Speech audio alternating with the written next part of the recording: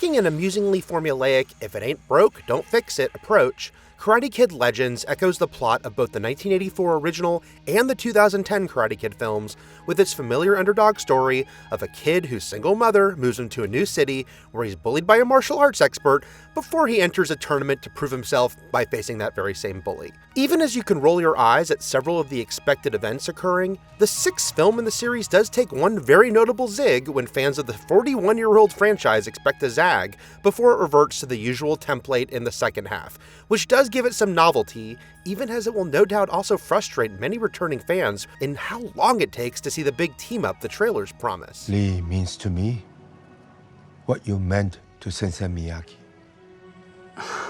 I'm sorry, Mr. Han. I wish I could help you. You will. There are moments where Legends is able to recapture some of the original's endearing nature, including in the way it eventually brings in not one, but two familiar mentors. At the same time, it never quite locks in like it could, thanks to what feels like a misguided attempt to maintain an unrelentingly high energy from start to finish, which ends up making it feel emotionally hollow because it almost never takes time to slow down and breathe. Pulling a bit of a storytelling crane kick switch up that does help Legends feel distinct, the 2025 Karate Kid in question, Li Fong, played by Ben Wang, arrives in New York not as the traditional martial arts novice, but as a rather skilled kung fu fighter who was trained in China by Mr. Han, played by Jackie Chan. You study karate or something? Kung fu. And those skills then lead him into a situation unlike any we've seen in this series for one of the teenage protagonists, when Li begins to train a middle-aged boxer attempting a comeback. That's right, notably, despite being almost invisible in the trailers and much of the marketing, Joshua Jackson has a large role in this film as Victor, the father to Lee's love interest Mia, played by Sadie Stanley. Victor asking Lee to help him train after he sees Lee's fighting prowess in action ends up filling a significant amount of the screen time for the first half of Legends. In many ways, this is the best part of the film. First off, because it is different and it makes for a fun twist not just on Karate Kid movies, but underdog movies in general. It is not often you'll find the high school kid character serving as the mentor to the older guy after all. And Joshua Jackson, per usual, is very warm and likable as Victor, and he forms an easygoing rapport with Wang.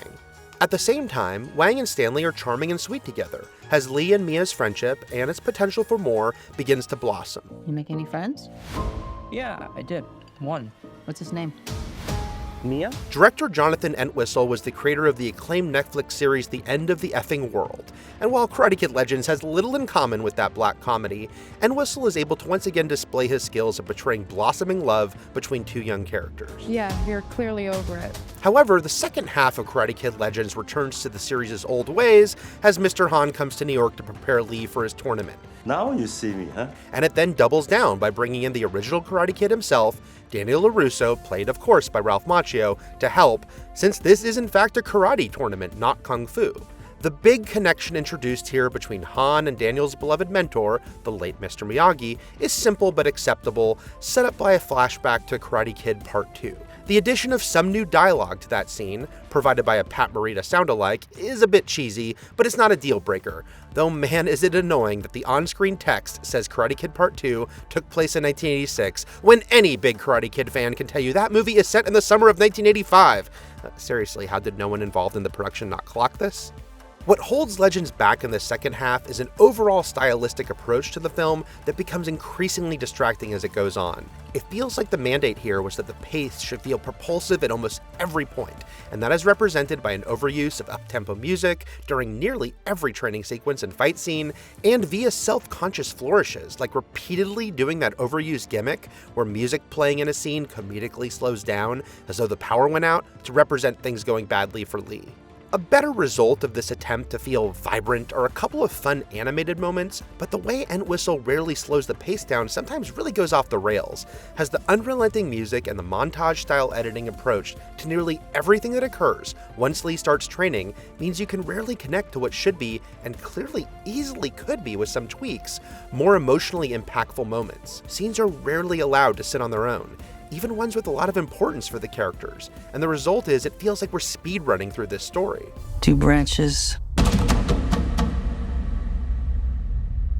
1 tree. There's a scene included in the trailer for this movie where Daniel gives Lee a headband and tells him it symbolizes 2 branches, 1 tree. And what stands out is that the way the trailer lets that moment play with a real feeling of gravitas is actually far better than how it lands in the film. Like so many other significant moments, it occurs in the midst of quickly edited cross-cutting with other events, with distracting music behind it, sapping away much of the inherent dramatic weight. The same goes for important exchanges between Han and Lee's mother, played by Ming-Na Wen, who has understandable concerns about her son fighting after the death of Lee's brother. These are all good actors in scenes that clearly could work so much better if Legends simply slowed down more when it needed to and let these scenes play out in a better paced manner. Though I wish they'd been filmed with more static shots to better display them, the fight scenes are well choreographed and kinetic, and they establish just how good Lee is in a fight, as well as why he has the foundation to get ready for a tournament like this so quickly. I could have done without the Scott Pilgrim type, video game-esque graphics during some of his lower level fights, which again feels like an overzealous attempt to feel youthful, along with some comic book inspired panel effects that feel Into the Spider-Verse inspired. Thankfully, that is dropped for the most important fights in the movie, including when Lee faces off against Legends bully Connor Day, played by Aramis Knight.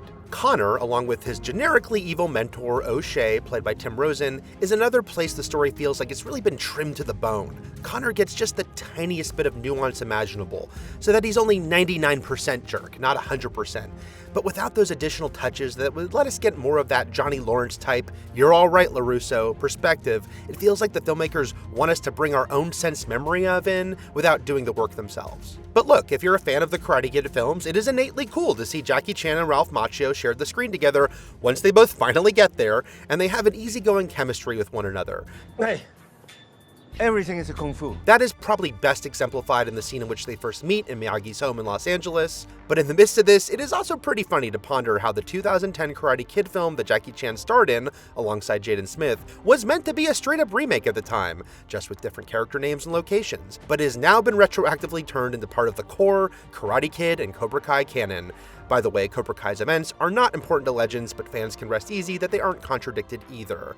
But given Karate Kid 2010 mirrored every single major plot point from the original, far more than Legends does, I was really hoping that Daniel and Han would have a conversation and realize the eerily similar ways that their paths echo each other, but alas, that moment of self-awareness does not take place. You're not listening to me.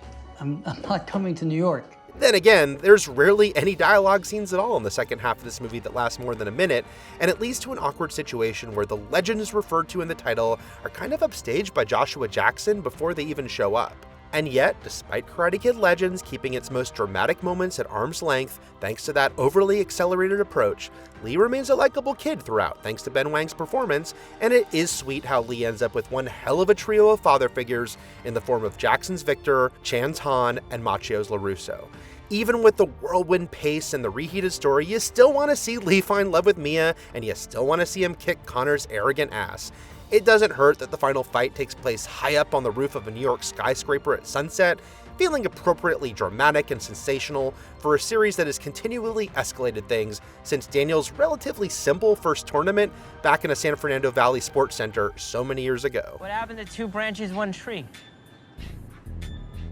One branch stronger than the other. Coming off the triumph of its move to TV with Cobra Kai, the Karate Kid franchise returns to theaters with Legends, a movie which is far less impactful than that show, yet still reminds us why the underlying story and themes of this series can still connect. Ben Wang is a strong new Karate Kid, and it's certainly fun to see Ralph Macchio and Jackie Chan eventually team up and connect 2 parts of the franchise's history, even as Joshua Jackson ends up the surprise MVP. It's also easy to give yourself over to a story of this type because underdog stories are easy to invest in when well done, and if you have ever been told as well as the original Karate Kid. At the same time, an overly frenetic approach to the second half doesn't let emotional moments connect in the way they could. That is often frustrating, since you can see how easily this movie could be re-edited to land better. But at the end of the day, everyone loves an underdog, and Lee is another one you can root for. And given this franchise is clearly not going anywhere, maybe they can do a better job by him in the inevitable Karate Kid Part 7. Thanks for watching. For more, check out our reviews of Lilo and Stitch and Mission Impossible: The Final Reckoning, and for everything else, stick with IGN.